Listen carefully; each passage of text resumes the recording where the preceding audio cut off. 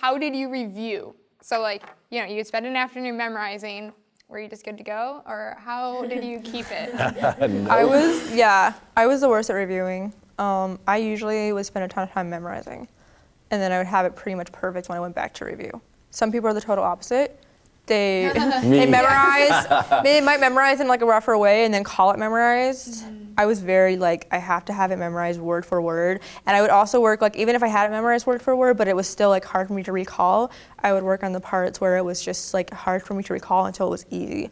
I would try to make it as smooth as possible. So for some passages, I would just spend like hours going over them over and over again, and then I would wait for a few minutes, and then like I would try to make it as hard for myself as possible so that I would do the mental work earlier on. And then later on, when I like got the verses back in my brain, they'd come back pretty easily.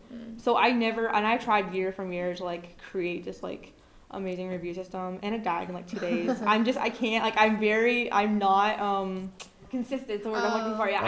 I'm not a very consistent like person in terms of like doing things that were no like a structure and everything like that. So, but other people like they have to have it like that. I'm sure that might have been more for you like reviewing consistently. Right. Well, my mom, like mom, siblings, my dad would help. Where it's like we kind of take it. One thing that was helpful for me was I'd take the passages, and like one day I'd set aside, okay, I'm just going to try to quote through all these passages, and we break it down into right and wrong.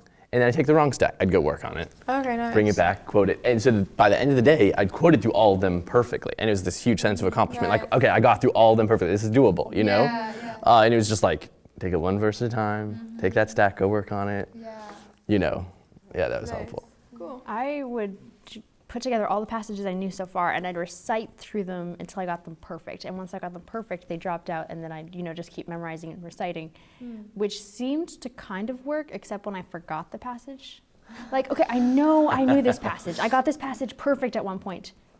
What was this passage? Yeah. Right. Yeah. It was like Psalm 37, 27 to 31. It just was like totally gone. Oh, that's so funny. But overall, yeah, just like reciting over and over, the more times you can get through, the better you're going to know it.